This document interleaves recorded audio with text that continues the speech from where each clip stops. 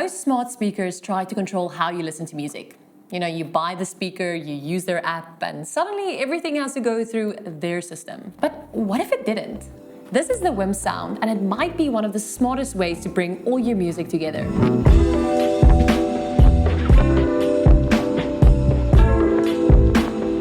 Hi, I'm Julie, and welcome back to E-piphany, where we explore high-end audiovisual technology and how it fits into the modern home.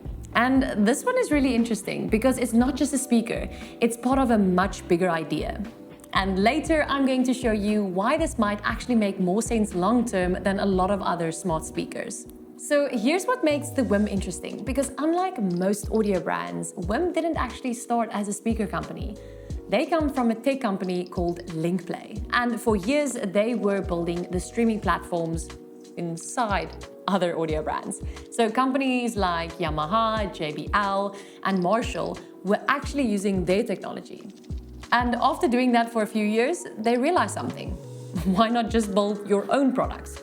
And instead of focusing on expensive hi-fi systems, they focused on something much simpler, making streaming audio easy. So the Whim sound is their first smart speaker, and it sits in the same category as things like the Sonos, HomePod, but with a very different approach. Because Whim isn't trying to lock you into a system, it's trying to connect everything together. From a design perspective, this is very clean, compact, minimal. It doesn't scream tech product, which I actually really like, because it fits into your space instead of taking it over, if that makes sense. You've got a woven fabric exterior, which softens the look, and then a small display in the front that shows album artwork, playback info, what's playing, which makes the whole experience feel a little bit more interactive. But honestly, the design isn't the reason people choose this.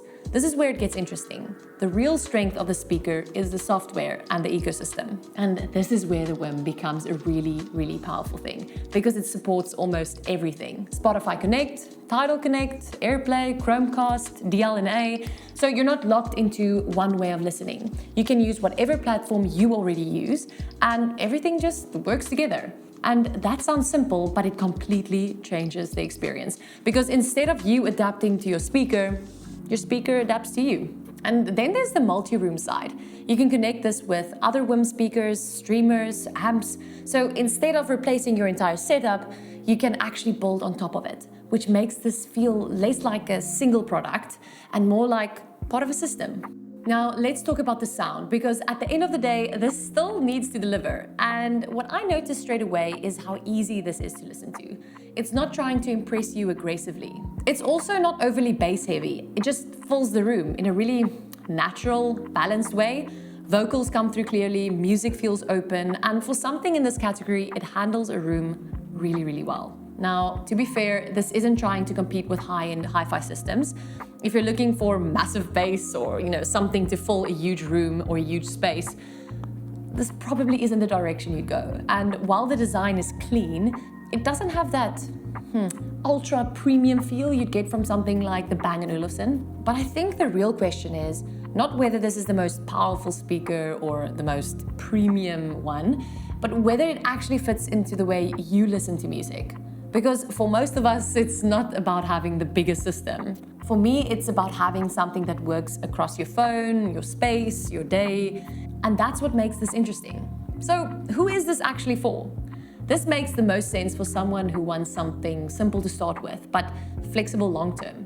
Maybe you're just getting into home audio, or you already have speakers and you want everything to connect properly. It's also perfect if you switch between platforms like Spotify, AirPlay, different devices, because nothing feels restricted.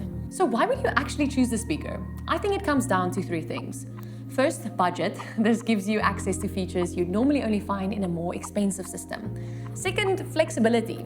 You're not locked into one way of doing things. And third, future-proofing. Because this isn't just one speaker, it's something you can build on over time.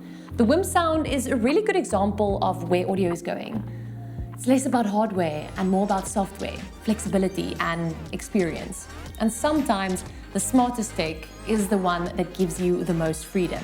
And that's it for my first impressions of the Whim sound. And if you are into this kind of home audio and like smart living tech, where it's not just about the product, but how it actually fits into your space, I'll see you in the next one. We're gonna look at the Bowers & Wilkins PX8 S2, and I'm so excited to get my hands on it and listen to it with you.